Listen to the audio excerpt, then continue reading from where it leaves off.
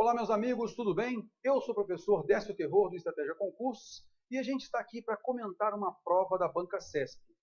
A prova que a gente escolheu, e que alguns alunos também pediram, é a prova da Caixa Econômica Federal de 2014. É uma prova de nível médio, é uma prova de escriturário, e a gente vai comentar essa prova, verificar a forma como a Banca CESP cobra, né, as suas questões, e a gente também, ao final da prova, vai colocar aquilo que estava previsto no edital, aquele conteúdo previsto no edital, e o que efetivamente as questões cobraram. Para a gente notar, poxa, no nosso estudo para a Banca CESP, o que a gente deve priorizar de estudo, não é? Ok, então acompanha comigo, a gente vai partir agora para a leitura do texto. A partir desse texto, a gente vai realizar algumas questões. Vamos lá? Acompanha comigo. Bom, então nós temos aqui o seguinte, ó, já de cara eu vou colocar para vocês aqui o seguinte, eu sou professor então do Estratégia Concursos, o nosso contato aqui, a gente tem também algumas transmissões no Periscope, então se você quiser nos seguir aí, é o @prof.Décio-Terror. A gente também tem um canal de atendimento ao aluno, e tem uma equipe que atende o aluno, tá legal? Então, para saber de repente onde a gente está dando aula, presencial, ou de repente algum curso que você tenha dúvida lá no Estratégia Concurso, você pode mandar também para a nossa equipe, para poder, a gente vai te responder também.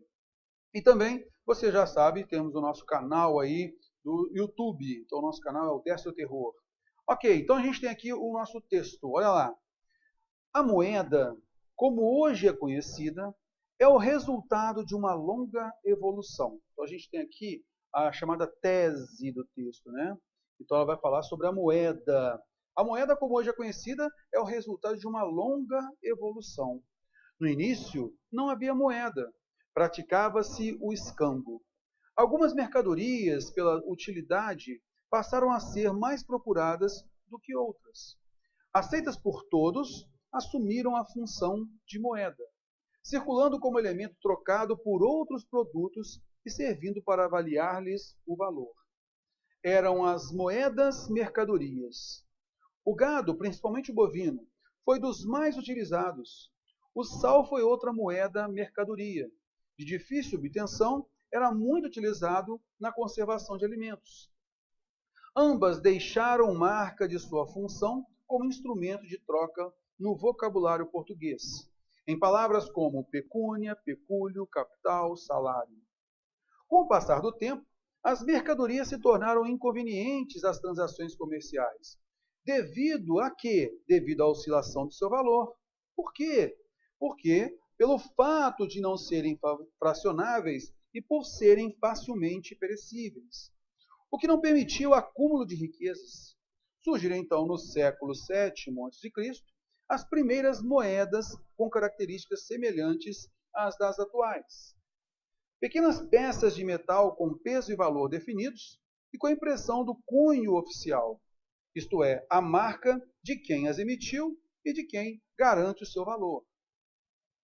Os primeiros metais utilizados na cunhagem de moedas foram o ouro e a prata.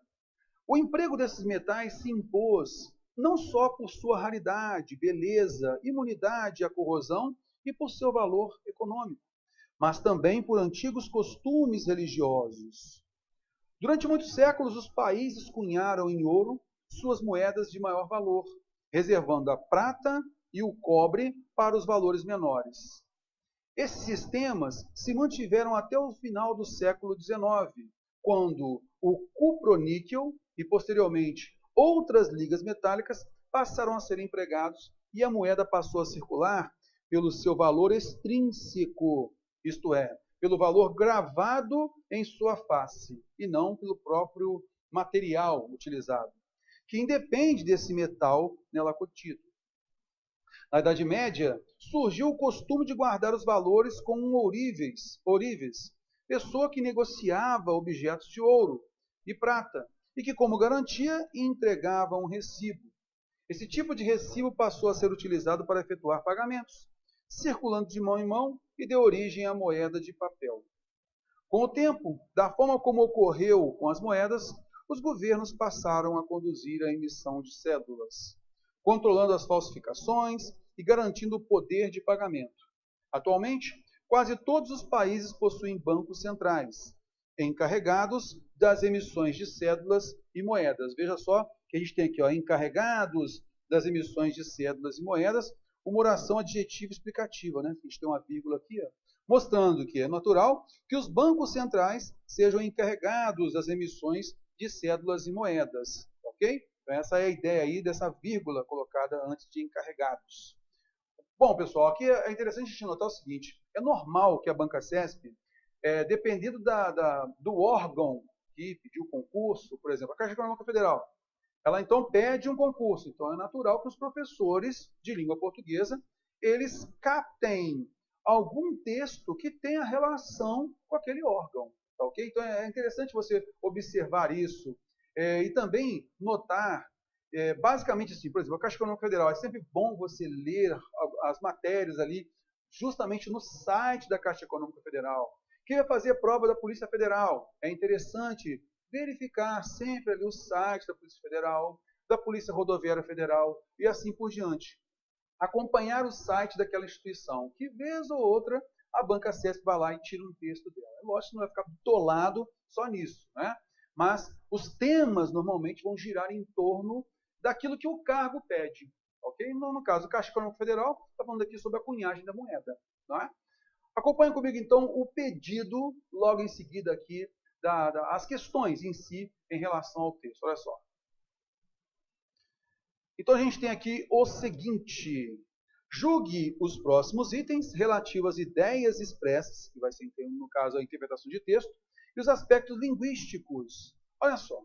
No trecho, devido à oscilação de seu valor, pelo fato de não serem fracionáveis e por serem facilmente perecíveis. A substituição dos elementos sublinhados por ao e a, respectivamente, preservaria a correção gramatical e o sentido original do texto. Bom, meus amigos, aqui o que a banca quer nos mostrar. A gente tem a preposição por, que inicia um valor causal, adverbial causal. Ele pediu para quê? Para trocar o por, o pelo, por, pela preposição a. Por quê? Para você notar que antes, né, um termo anterior, tem lá devido a. E aí a gente tem que tomar cuidado, né? O devido a tem uma primeira causa e logo na sequência nós temos as preposições por, que iniciam suas estruturas adverbiais causais. Nós temos uma sequência aí de 3 causas. Mas será que elas estão enumeradas? Acompanhe comigo. Então, aqui, antes de a gente já colocar lá no texto, veja só, a gente tem o devido a, que é uma locução prepositiva, de valor causal. Na sequência, a gente tem aqui a preposição por e outra preposição por. Significa, então, que a gente tem uma enumeração? Aqui nós temos 3 causas de um elemento aqui anterior? Não. A gente tem aqui, ó, pelo fato de não serem fracionáveis, por serem facilmente perecíveis, essas 2 causas são de quê? Da oscilação de seu valor. E a oscilação de seu valor é a causa de outra informação anterior, coisa que você vai notar aqui agora no texto. Olha só. Com o passar do tempo, as mercadorias se tornaram inconvenientes às transações comerciais. Por que elas se tornaram inconvenientes? Devido à oscilação de seu valor. Ok, aqui. Essa é a informação aí. Essa é a causa, tá ok? Bom, mas o valor oscilava por quê? Pelo fato de não serem fracionáveis e por serem facilmente perecíveis. Veja então que eu marquei em azul para você aqui, ó, confirma. Essas 2 causas têm relação à oscilação de seu valor. O seu valor oscila pelo fato de não serem fracionáveis e por serem facilmente perecíveis. Mas esta causa aqui, ó, devido à oscilação de seu valor, já tem relação com a noção de as mercadorias se tornarem inconvenientes das transações comerciais. O que a banca quis foi o quê? Que você colocasse a preposição a mais o aqui e a preposição a aqui. Isso daria a entender o quê? Que nós teríamos 3 causas das mercadorias se tornarem inconvenientes das transações comerciais. Ah, por que elas se tornaram inconvenientes as transações comerciais? Devido à oscilação do seu valor, devido ao fato de não serem fracionáveis e devido a serem facilmente perecíveis. Opa, nesse caso a gente mudaria o sentido, ok? O sentido original, que no sentido original nós temos 2 causas para a oscilação de valor e uma causa para as mercadorias se tornarem inconvenientes. Tranquilinho? Você notou então que o sentido muda Por isso, a gente vai colocar a afirmação como errada. Questão 2. O referente do sujeito da oração e garante o seu valor é marca. A gente vai verificar lá no contexto. Veja bem, garante, ele falou então que o sujeito é marca. Me ajuda aí, olha lá. Vamos sempre pegar aqui a partir do período, tá vendo? Surgiram, então, no século VII a.C., as primeiras moedas com características semelhantes às características das atuais, que são pequenas peças de metal com peso e valor definidos e com a impressão do cunho oficial, isto é, a marca de quem as emitiu e de quem garante o seu valor. Veja bem, então, que sintaticamente a gente tem a conjunção e unindo duas orações coordenadas. E, neste caso, os dois verbos estão no singular, concordando com o mesmo sujeito. Então, veja só comigo, olha só, sintaticamente. Então, quem é o sujeito de emitiu? O pronome indefinido, quem? Quem é o sujeito de garante? O pronome indefinido, quem também, tá ok? Então, não é o substantivo marca o seu sujeito, mas quem? Quem emitiu e quem garante o seu valor. Por isso, não é a afirmação correta, marca não é o seu sujeito, e sim o pronome indefinido, quem. Questão 3. Infere-se do texto que, até que se começasse a empregar ligas metálicas na cunhagem de moedas, seu valor estava associado ao valor econômico do próprio metal com que elas eram fabricadas. A gente vai dizer que esta é uma interpretação localizada. Por quê? Você notou em alguma parte do texto que ele falou sobre ligas metálicas, não é?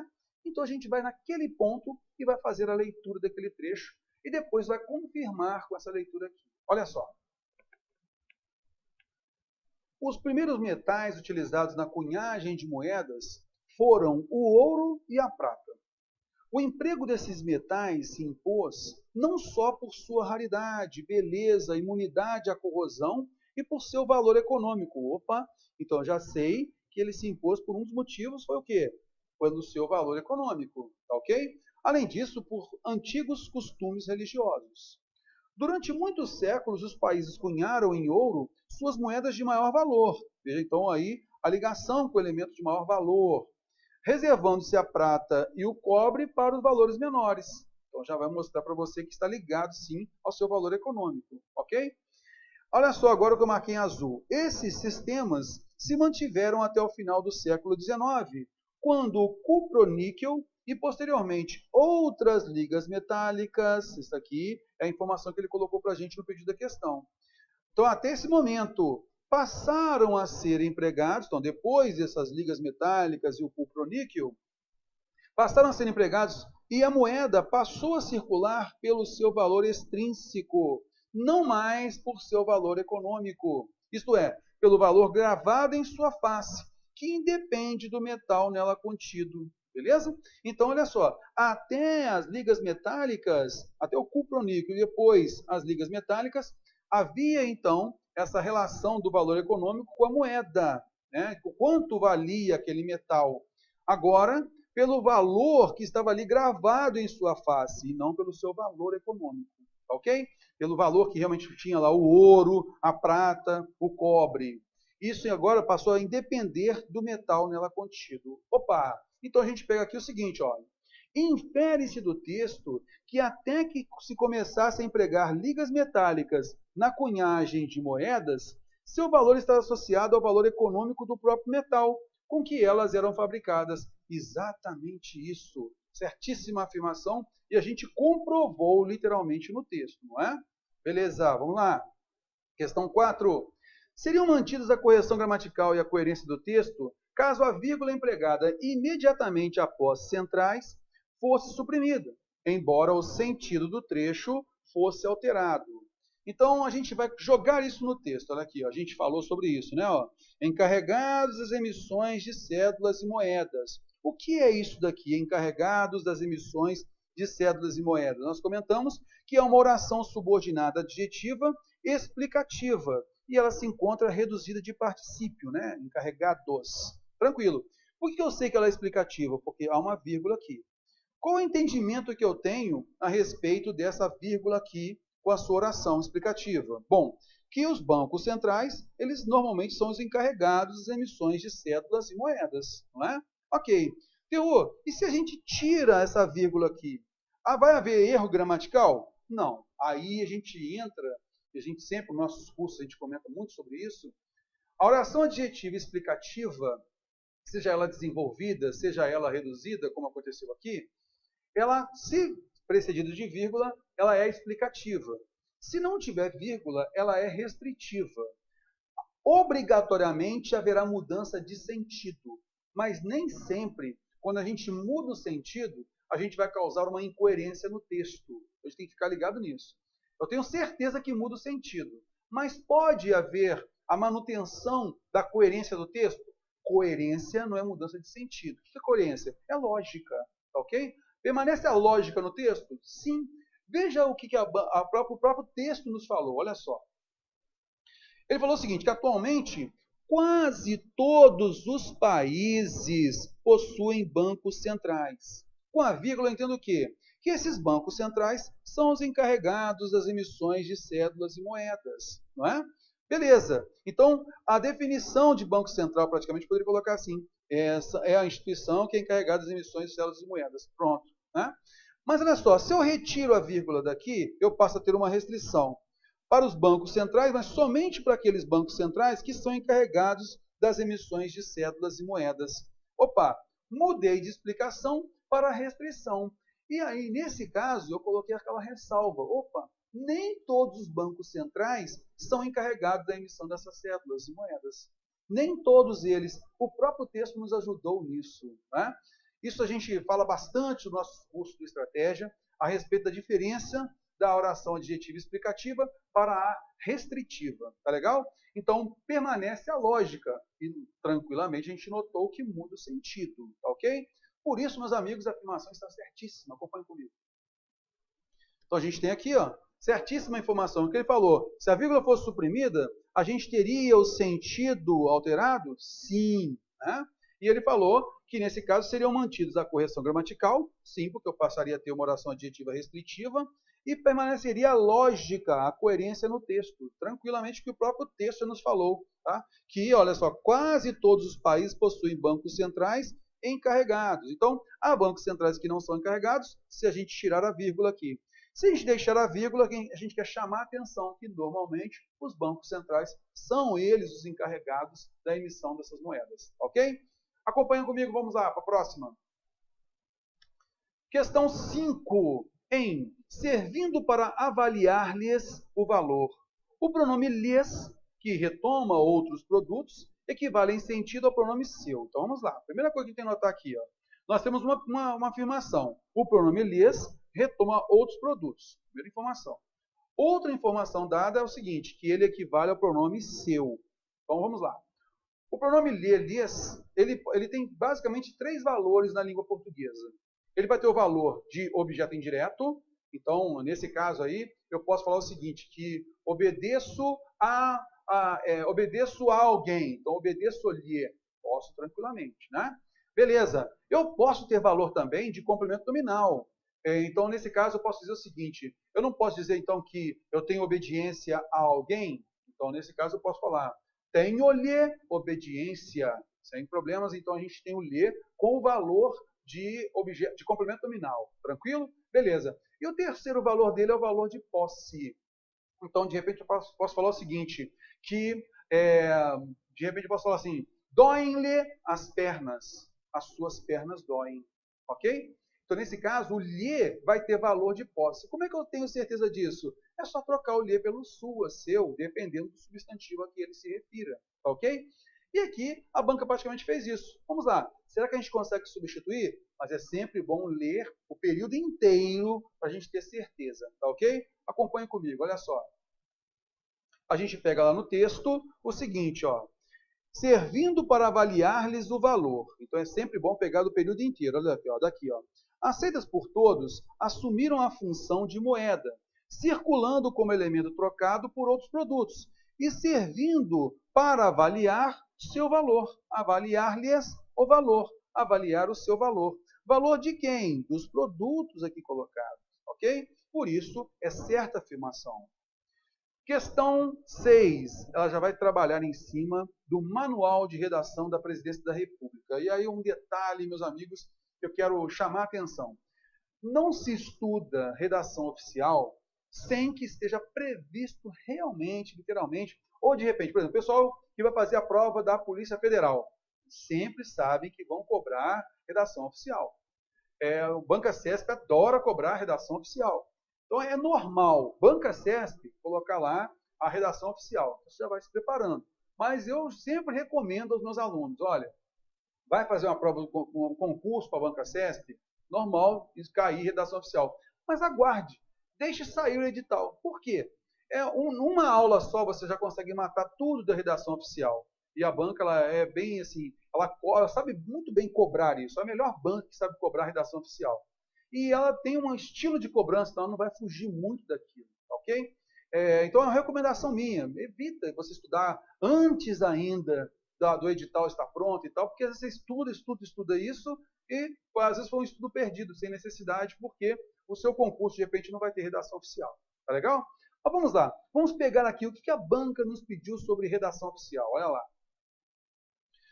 Uma das formas de se garantir a impessoalidade dos textos oficiais consiste na supressão do nome próprio do signatário, quer dizer, aquele que assina, de uma comunicação, que deve ser identificada apenas por meio da menção ao cargo que ele ocupa. Opa, alguém vai assinar um documento, então deixar de colocar o nome dele ali fica meio estranho, não fica? Por conta da impessoalidade. A impessoalidade, na realidade, é você deixar de colocar impressão pessoal. Não tem relação com o nome próprio. Acompanhe, então, onde no manual de redação oficial, onde isso aí está escrito e por que essa informação aqui está errada. Olha só. Lá no manual, a gente tem o seguinte, ó, identificação do signatário, isto é, aquele que escreve. Excluídas as comunicações assinadas pelo Presidente da República, todas as demais comunicações oficiais devem trazer o nome e o cargo da autoridade que as expede. Por que ele falou que excluídas as comunicações assinadas pelo Presidente da República?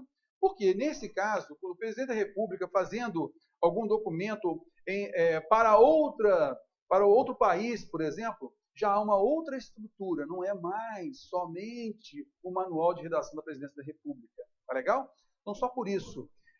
Mas um texto ele é assinado, tem que ter um nome próprio, porque a gente vai perder completamente a identidade daquele documento. Concorda comigo? Então não pode, acompanha comigo. E aí é colocado o seguinte, ó, a forma de identificação deve ser a seguinte. Então a gente tem um espaço para a pessoa assinar, está aqui a assinatura, o nome da pessoa e depois o cargo. Depois espaço de assinatura, o nome da pessoa e depois o cargo. São os exemplos que o manual nos dá, tá ok? Beleza, aí ele fala aqui, para evitar equívoco, a gente deve deixar o espaço para assinatura em página isolada do expediente, deve evitar, né? Transfira para essa página, ao menos, a última frase anterior ao fecho. Então, isso aqui não tem relação com a nossa questão, mas é interessante a gente saber também, não é? Então, essa afirmação está errada, por quê? Não é por questões da impessoalidade, a gente vai deixar de colocar o nome próprio, tem que colocar sim, ok? Beleza, questão 7, veja bem aqui. Em comunicações oficiais endereçadas a senador da República, deve-se empregar o vocativo excelentíssimo senhor doutor. Primeira coisa, a gente vai notar o seguinte, excelentíssimo senhor, nós usamos apenas para chefes de poder. Então, a gente não vai utilizar aí excelentíssimo senhor para um senador, pura e simplesmente. Então, tem que mostrar que nesse caso aí, ele é o chefe de poder. Aí sim poderia. Acompanha comigo, olha só. Então, a gente tem aqui o seguinte, olha, excelentíssimo, o vocativo a ser empregado em comunicações dirigidas aos chefes de poder é excelentíssimo senhor, seguido do respectivo cargo. Então, no caso, excelentíssimo senhor presidente do Congresso Nacional, então não vou colocar senador, excelentíssimo senhor presidente da República, então, ó, executivo, legislativo e aqui o judiciário.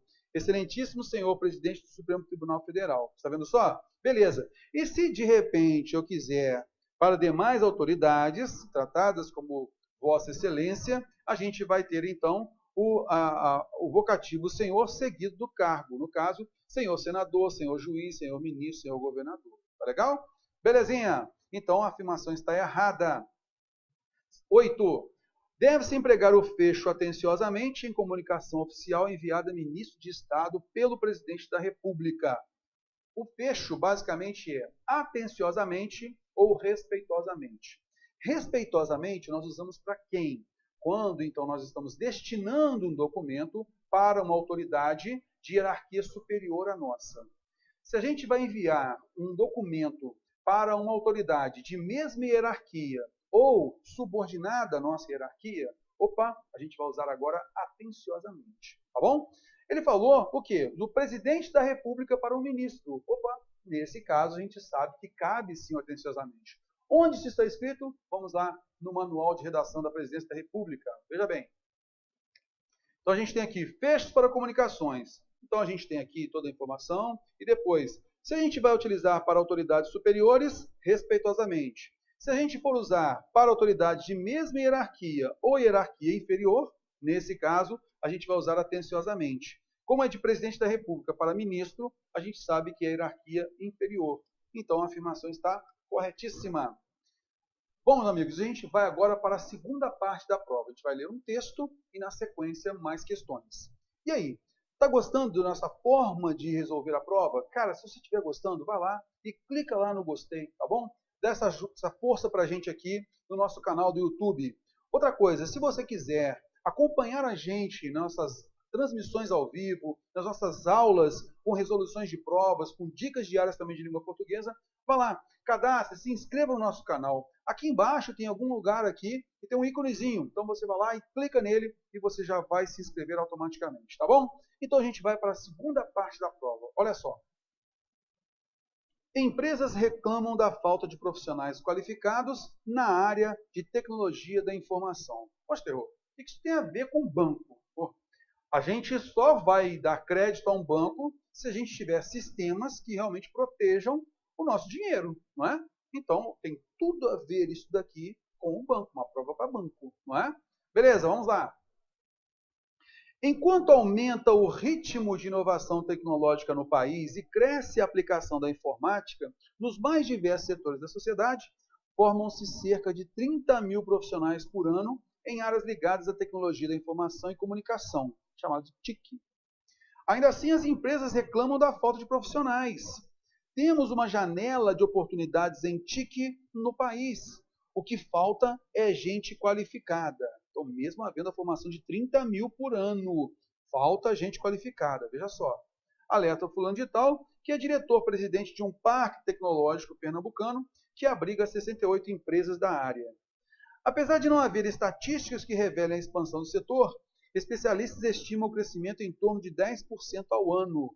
Com isso, a não regulamentação das profissões ligadas à computação torna ainda mais acirrada a disputa por vagas e delega ao mercado a seleção do bom profissional. Independente da formação, o profissional de TIC tem de estar comprometido, olha só, tem de estar, deve estar comprometido com aprendizado contínuo, interessado em trabalhar com gestão de projetos, saber se comunicar e trabalhar em diversas equipes, diz o gerente de carreiras, Marcos Gomes. Então, olha só, a característica desse profissional, né, tem que ser um profissional eclético mesmo, saber se comunicar, ele trabalhar bem com gestão de projetos e trabalhar em diversas equipes, tem que ser uma pessoa interessada, tem que ter aprendizado contínuo e assim por diante, tem que ser comprometido realmente com esse aprendizado contínuo. Isso quer dizer, essa é uma carreira multifacetada, que encontra espaço em consultorias, cooperativas, grandes empresas, locais que terceirizam mão de obra ou no empreendedorismo. O profissional tem de ter visão, olha só, tem que ter isso, tem de ter visão do negócio e conhecer a realidade da empresa que atende.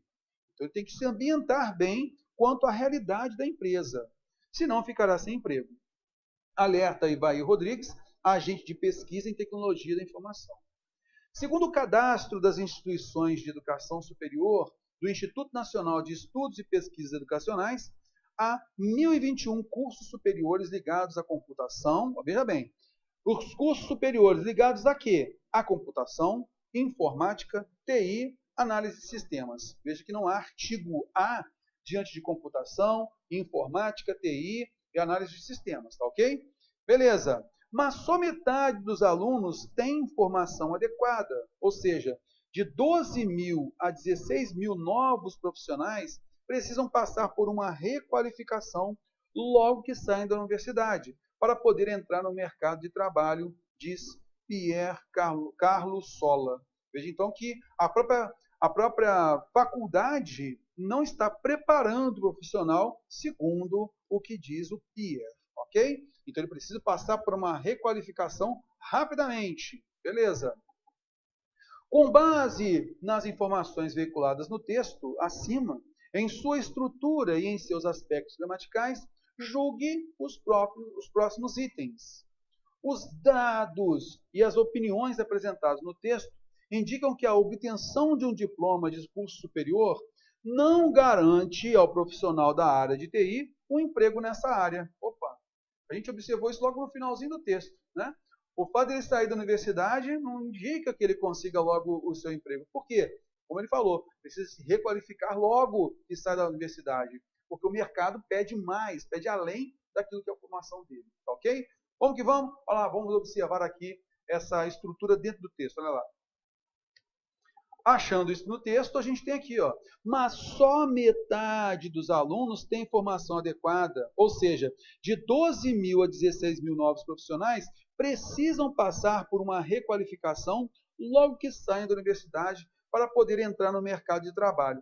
E a gente viu a peculiaridade desse profissional. Ele tem que ser um profissional eclético, ele tem que se ambientar bem na empresa, está sempre se motivando e sempre fazendo novas, digamos assim, sejam pessoas que realmente sejam comprometidas com o conhecimento, a cada vez procurando conhecimento maior, porque a gente sabe, a área de tecnologia, ela cresce a cada vez, ela se aprofunda a cada vez, não é? Então, se a pessoa simplesmente ela não tiver esse aspecto, essa motivação de aprofundar naquilo que ela trabalha, fatalmente ela vai ficar obsoleta no mercado. Não é isso que ele falou? Beleza. Por conta disso, a gente já sabe que deve haver esse estímulo, essa profissão mostrou para a gente, não é só aquela formação acadêmica, precisa se requalificar logo que sai da universidade para conseguir esse mercado. Tranquilo? Vamos lá então observar a questão. A gente então tem aqui a afirmação certíssima, os dados e as opiniões apresentadas no texto realmente indicam que a obtenção de um diploma de curso superior não garante ao profissional da área de TI um emprego nessa área. Bom, na realidade, se você for ver bem, pouquíssimas são as profissões que a pessoa acabou de sair da faculdade e já vai ter um emprego garantido, né? Mas a gente sempre tem que buscar as informações no próprio texto, tá bom? Beleza, vamos então para a próxima. Questão 10. As opiniões dos profissionais apresentados no texto para embasar a ideia defendida pelo autor são divergentes? Para que sejam divergentes, a gente teria então aquela ideia, por um lado, fulano pensa assim, por outro, fulano pensa assado. Fulano pensa assim, porém, fulano pensa assado. A gente viu alguma informação aqui de contraste entre o pensamento de um ser divergente do pensamento do outro, quer dizer, em lados opostos, em lados contrastantes, a gente não enxergou isso, não é? Vamos lá observar no texto. O que a gente viu foi uma confirmação. Então aqui foi falado que temos uma janela de oportunidades, mas falta gente qualificada. Depois ele falou que especialistas estimam um crescimento, né, de 10%. Essa não regulamentação só vai deixar mais acirrada essa disputa. Aí mostrou para a gente aqui a qualificação do profissional, né? A característica desse profissional. Aí mostrando aqui, ó, reforçando que tem que ter uma visão de negócio, conhecer a realidade da empresa, ambientar-se. E não só, ele saindo da faculdade, ele terá o emprego garantido. Ele precisa passar por uma requalificação. Isto é, a gente tem reforço aí das ideias, não é? Por isso, não há divergência, não. À frente. Questão 11. No trecho, o profissional de TIC, ele tem de estar, olha só, tem de estar. Ele tem que estar o quê? Olha lá. Ele tem que estar comprometido com o aprendizado contínuo e ele tem que estar interessado em trabalhar com gestão de projetos. O termo interessado qualifica o aprendizado? Bom, o que a banca queria nos iludir é que a gente pensasse que interessado estivesse ligado a aprendizado, quer dizer, um aprendizado interessado. Isto é, aí a gente teria essa conjunção e aqui, ela uniria quem? Contínuo e interessado. Como se fosse assim, tem de estar comprometido com o aprendizado contínuo e o aprendizado interessado em trabalhar com gestão sensata. Mas você vai notar facilmente o quê? A gente tem aqui um primeiro particípio, comprometido. E na sequência, nós temos outro particípio aqui que é interessado. Está vendo só? Então, essa conjunção e liga os dois particípios, interessado e comprometido. Então, ele tem de estar comprometido e ele tem de estar interessado em trabalhar. Olha só a divisão como é que fica, né? Então, interessado qualifica o profissional. O profissional tem de estar comprometido, tem de estar interessado. Então, nós temos a coordenação aqui, o E, está unindo o quê? Comprometido com o aprendizado contínuo e também tem de estar interessado em trabalhar com gestão de projetos. Por isso, a afirmação está errada. Questão 12. Seria mantida a correção gramatical do texto caso fosse empregado o sinal indicativo de crase no A, em ligados a. Então, nós temos aqui ligados que exigiu preposição a, correto? Computação, informática, TI, análise de sistemas, a gente não tem artigo aí, tá ok? Beleza. Então, o que você vai notar? Esses substantivos estão sendo tomados de valor generalizante. O primeiro deles não pode, somente o primeiro, receber o artigo A e aí haver a crase. Por quê? Por questões de paralelismo. Nós precisamos, então, colocar diante de todos eles o artigo A também. Aí nós passaríamos a ter o quê? Todos eles deveriam ser precedidos de crase. Tá ok? Então, nessa questão da contração. Se nós temos, então, uma preposição a mais o artigo A para o primeiro, devemos colocar preposição a e artigo a para os demais. Acompanhe comigo, olha só. Então, nesse caso, nós passaríamos a ter isso aqui, ó, ligados à computação, à informática, à tecnologia da informação, à análise de sistemas. Está vendo só? Então, nós passaríamos a ter, cada um dos substantivos passariam a ter o artigo a também antes. Isso tudo por quê? Porque nós temos a contração da preposição a mais o artigo. Por isso, todos eles deveriam ter, por paralelismo, todos eles deveriam ter, então, a crase. Essa é a ideia, por isso o gabarito é errado, a afirmação é errada.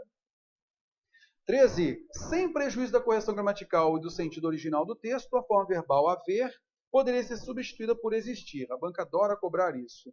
Veja só o verbo haver. Se ele está no sentido de existir, a gente tem que tomar um pouquinho de cuidado. Apesar de não haver, haver no sentido de existir, é um verbo transitivo direto, ele não tem sujeito, ele é impessoal, e estatísticas é o nosso objeto direto. A gente sabe. Verbo haver, sinônimo do verbo existir. Opa, esse verbo é transitivo direto, ele não tem sujeito e obrigatoriamente fica no singular. Pronto. Estatísticas aqui no texto é plural e é o objeto direto, não vai comprometer nada na flexão do verbo haver. Porém, se a gente coloca o verbo existir, que ele é intransitivo, ele vai passar a concordar com o seu sujeito posterior. Ele não é transitivo direto, ele é intransitivo. Obrigatoriamente vai se flexionar de acordo com o seu sujeito plural. Veja bem. Então, se eu troco aqui o haver por existir, tem que ser o quê? Tem que ser, apesar de não existirem estatísticas. Por isso, ele não pode substituir pelo singular existir. Tem que ser existirem, ok? Por isso a afirmação está errada. E o próximo. De acordo com o texto, são competências complementares de um profissional de TI à disposição para aprender continuamente. A gente viu lá, ele deve ter o quê? Essa motivação para o aprendizado contínuo e tal. Correta percepção do ambiente profissional onde ele vai atuar. Cara, onde é que tem isso? Disposição para aprender continuamente e percepção do ambiente profissional onde vai atuar. Vamos lá, onde no texto tem isso? O profissional de TI, TIC, né, tem de estar comprometido com o aprendizado contínuo. Essa é a parte aqui, ó, literal, lá no texto, né? E interessado em trabalhar com gestão de projetos, saber se comunicar, trabalhar em equipes diversas. Bom, isso aqui não tem muita relação do pedido lá da questão. E a gente tem o outro, ó. Esse profissional tem de ter visão de negócio e conhecer a realidade da empresa que atende. Opa, justamente isso.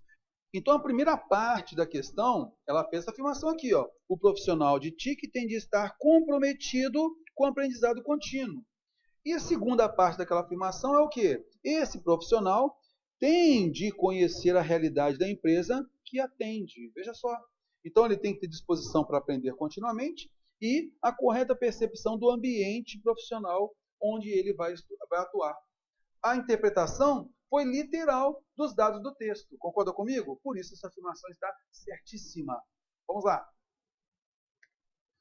Bom, meus amigos, aqui a gente tem o gabarito definitivo da banca, a banca CESP, Caixa Econômica Federal 2014. Tá legal? A gente vai fazer agora um estudo sobre o edital. O que o edital previu aqui para a gente? Então, a gente tem aqui os assuntos previstos. E a gente vai agora alocar, verificar em cada questão o que foi cobrado. É um raio-x dessa prova. Olha só. A primeira questão a gente viu falando a respeito da troca aqui de preposições, verificando o sentido e tudo mais, não é? Isso tem relação com o emprego de classe de palavras, porque a preposição é uma classe de palavra. Além disso, eu tenho que verificar o seu sentido, significado das palavras. A questão 2, basicamente vai perguntar para a gente quem é o sujeito do verbo garante. Perguntou se é marca. A gente sabe, então, que isso tem relação com a sintaxe da oração, para a gente identificar quem é o seu sujeito, né? A questão 3, infere-se do texto. Então, é compreensão textual, né? Compreensão e interpretação de texto. Ok. Questão 4, outra coisa também que eu queria chamar a atenção aqui é o seguinte, meus amigos. O estilo de cobrança da banca CESP. Se é compreensão, se é interpretação de texto, meus amigos, compreensão e interpretação de texto. A ideia que a gente sempre fala a respeito da banca CESP é a seguinte. A gente tem aqui, ó, o texto. Eu tenho que buscar a informação dentro desse texto. Eu tenho que ter, se não estiver literal a informação, não importa, pelo menos algum vestígio dentro do texto eu tenho que ter. Então, se a informação não estiver ali alocada, estiver dentro do texto, a gente já sabe que essa informação está errada, tá ok? Então, muito cuidado com isso. A banca, ela não faz essa divisão. O que é compreensão textual, o que é interpretação textual. A banca, ela quer o seguinte, que você tire a informação colocada lá na questão dentro do texto. Só que é o seguinte, você pode encontrar a informação literalmente colocada ali dentro, tá? Literalmente, palavra por palavra é igual. A última questão nos ajudou demais. Literalmente, a gente pegou ali as informações, não foi? Ou então, ela vai ser uma informação implícita, pela forma, pela abordagem, pela linguagem, pelas características colocadas no texto. Opa, eu consigo identificar aquela informação. Mas tudo tem que ser tirado aqui, ó, dentro do quadradão aqui, que é o nosso texto. Tá legal? Belezinha, acompanhando comigo aqui, olha só. Então, a questão 3, a gente viu que compreensão textual e interpretação. A próxima, a gente tem aqui o caso da vírgula, então é uma questão de pontuação. A próxima falou a respeito do emprego do pronome lhes, né? Se a gente pode substituir ali pelo pronome seu, a quem ele se refere. Então, é basicamente o emprego das classes de palavras, segundo o que estava previsto lá, e é o pronome, né? A questão 6, agora a gente tem uma sequência aí, 6, 7 e 8, a respeito da redação oficial. Por isso, a gente vai passar mais rapidinho aqui, ó, todas elas falando sobre redação oficial. E é normal a banca, quando vai cobrar redação oficial, essa prova aqui foram 14 questões, cobrou 3 ali de redação oficial. Às vezes uma prova de 10 questões, eles cobram 3 também de redação oficial. Fica ligado. A questão 9, ela pediu aqui interpretação, compreensão textual, ok? A questão 10 também cobrou compreensão e interpretação de texto, beleza? A questão 11, basicamente a gente notaram ali, a gente tem a parte da característica, ó, o termo interessado, qualifica o aprendizado. Então a gente já tem aqui como sintaxe do período, porque a gente vai entender a estrutura por meio dessa conjunção e aqui, ok? Ligando essas ideias. Então esse período composto por coordenação, ele nos ajuda bastante. E também a concordância nominal, quer dizer, ele caracteriza, ele concorda com quem, ok? Então é interessante a gente verificar que também, por tabela, deu a concordância nominal aí, nominal verbal. Questão 12, cobrou aí a ideia da crase, né? Para ficar ligado aí, beleza. Emprego do sinal indicativo de crase. Questão 13, pediu concordância. Verbo haver pelo verbo existir, é concordância, tá ok? E a questão 14 pediu para a gente entender aí a compreensão e interpretação de texto. Está aí. Por isso a gente tem o que foi pedido. Então faltou aqui a tipologia textual, a ortografia, que normalmente a banca não cobra mesmo. A acentuação gráfica normalmente ela cobra, nessa prova ela não cobrou. A regência está ali embutido na parte da crase, mas especificamente de regência não foi cobrado, tá bom? Beleza. Bom, meus amigos, com isso a gente finaliza o comentário dessa prova. Cara, se você gostou, vá lá e clique no gostei, tá bom? Se você quiser ser notificado que a gente inseriu algum vídeo novo com as dicas diárias, aulas gratuitas, transmissões ao vivo, provas comentadas, como a gente fez aqui agora, vá lá, se inscreva no nosso canal, tá bom? E se você puder, compartilhe também esse vídeo no seu Facebook, nas suas redes sociais. Isso vai nos ajudar bastante também. Um grande abraço, tudo de bom, fiquem com Deus.